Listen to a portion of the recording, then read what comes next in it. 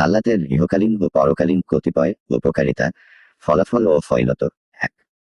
প্রিয় মুসলিম ভাইবোনরা, দুনিয়া ও আখিরাত তথা পরকালে সালাতের অনেক উপকারিতা রয়েছে। আজ সংক্ষেপে কতিপয় উল্লেখ করা হলো। ১। সালাত হেফাজত বা সংরক্ষণকারীর জন্য আল্লাহর প্রতিশ্রুতি হলো যে তিনি তাকে জান্নাত দান করবেন। নবী সাল্লাল্লাহু আলাইহি ওয়াসাল্লাম বলেছেন, আল্লাহ বান্দার ওপর ৫ ওয়াক্ত সালাত ফরজ করেছেন, যে তা হেফাজত করল তার জন্য আল্লাহর প্রতিশ্রুতি হলো যে তাকে জান্নাতে প্রবেশ করাবেন। আবু দাউদ, নাসাই, তিরমিজি, ইবন মাজাহ। ২। যে ব্যক্তি সালাতের হেফাজত করল তার জন্য সালাত জ্যোতি ও প্রমাণ হবে, অর্থাৎ সালাত তার ঈমানের দলিল হবে এবং কিয়ামতের দিন জাহান্নাম থেকে পরিত্রাণের কারণ হবে। নবী সাল্লাল্লাহু আলাইহি ওয়াসাল্লাম বলেছেন, যে সালাতের হেফাজত করল সালাত তার জন্য জ্যোতি, প্রমাণ ও কিয়ামতের দিন মুক্তির কারণ হবে। ইতপূর্বে পূর্ণ হাদিসটি বর্ণিত হয়েছে। ৩। সালাত বান্দা ও তার প্রতিপালকের মধ্যে সম্পর্ক গড়ার মাধ্যম। আল্লাহ বলেন, আর সাজদা করো, আমার নিকটবর্তী হও। সূরা আল আলাক, আয়াত ১৯। অর্থাৎ আল্লাহর উদ্দেশ্যে সালাত আদায় কর এবং সমস্ত সৎ কাজের মাধ্যমে তার নৈকট্য লাভ কর, আর সৎ কাজের মধ্যে আল্লাহর জন্য সাজদা হচ্ছে সবচেয়ে বড়। নবী সাল্লাল্লাহু আলাইহি ওয়াসাল্লাম বলেছেন, বান্দা স্বীয় রবের সবচেয়ে নিকটবর্তী হয় সাজদা অবস্থায়। অতএব তোমরা সাজদায় বেশি বেশি দোয়া কর। সহিহ মুসলিম ও নাসাই।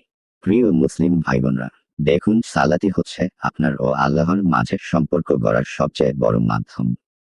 অতএব আপনারা যদি চান তবে আল্লাহর উদ্দেশ্যে সালাতের মাধ্যমে বেশি বেশি সাজদা ও রুকুর মাধ্যমে এই সম্পর্ক বৃদ্ধি করুন। এর জন্যই নবী সাল্লাল্লাহু আলাইহি ওয়াসাল্লাম সালাতে বেশি বেশি দোয়া করার ওসিয়ত করেছেন। ৪। সালাত গুনাহ ও মন্দ কাজের কাফফারা।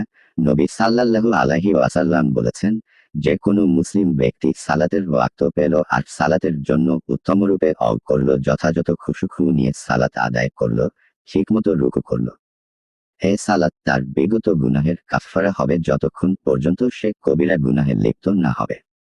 আর এই ফয়লত সব সময়ের জন্য। সহিহ মুসলিম। হে মুসলিম ভাইবোনরা, উক্ত হাদিসের শেষ অংশের দিকে লক্ষ্য করুন।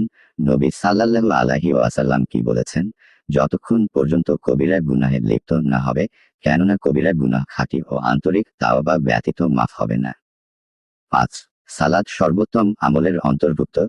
আব্দুল্লাহ ইবন মাসউদ রাদিয়াল্লাহু আনহু রাসূলুল্লাহ সাল্লাল্লাহু আলাইহি ওয়াসাল্লামকে জিজ্ঞাসা করেন, সর্বোত্তম আমল কোনটি?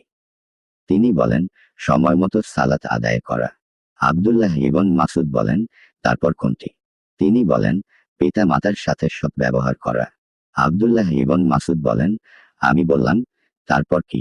তিনি বললেন, আল্লাহর রাস্তায় জিহাদ করা। সহিহ বুখারী ও সহিহ মুসলিম। ৬। সালাতের মধ্যে রয়েছে ইহকালীন ও পরকালীন আত্মিক প্রশান্তি, আরাম এবং চক্ষু শীতলতা। আল্লাহ বলেন, জেনে রাখো, আল্লাহর জিকিরেই আত্মা প্রশান্ত হয়। সূরা আর-রা'দ, আয়াত ২৮। আর সম্পূর্ণ সালাতই আল্লাহর জিকির, বরং সালাত আল্লাহর জিকির প্রতিষ্ঠার জন্যই প্রবর্তন করা হয়েছে। আল্লাহ বলেন, আমার জিকিরের স্মরণের জন্য সালাত প্রতিষ্ঠা কর। সূরা তাহা, আয়াত ১৪।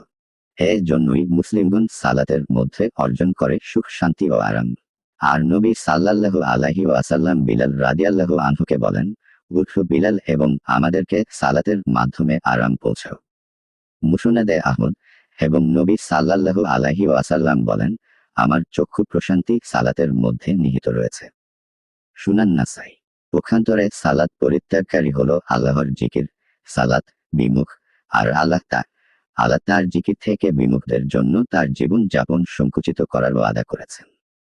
তিনি বলেন, যে আমার স্মরণে বিমুখ থাকবে, অবশ্য তার জীবন যাপন হবে সংকুচিত এবং আমি তাকে কিয়ামতের দিন অন্ধ অবস্থায় উত্থিত করব। সূরা তাহা, আয়াত ১২৪।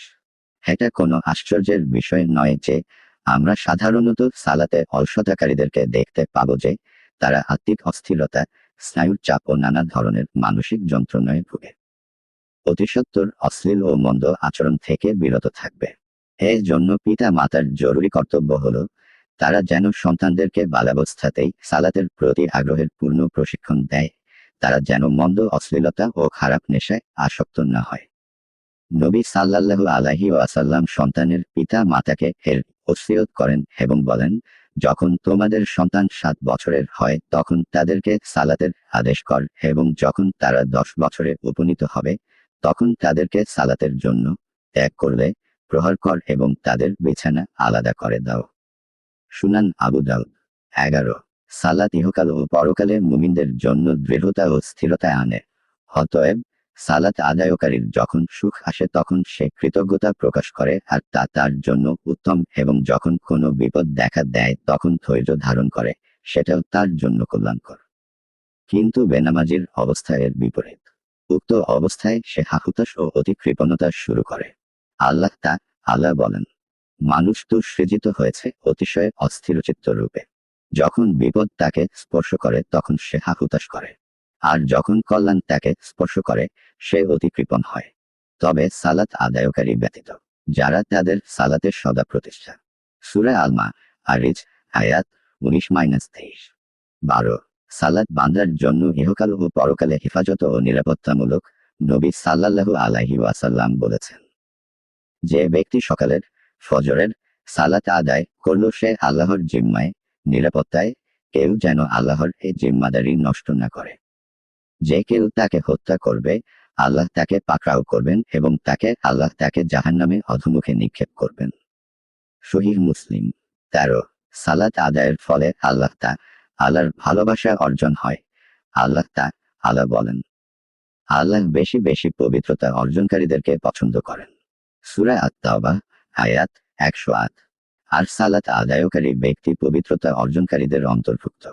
কেননা পবিত্রতা অর্জন করা সালাত শুদ্ধ হওয়ার জন্য একটি শর্ত। প্রত্যেক সালাত আদায়কারী কি উপরোক্ত ফজিলত ও উপকারিতা অর্জন করবে এ ব্যাপারে আগামী ভিডিওতে আলোচনা হবে ইনশাআল্লাহ।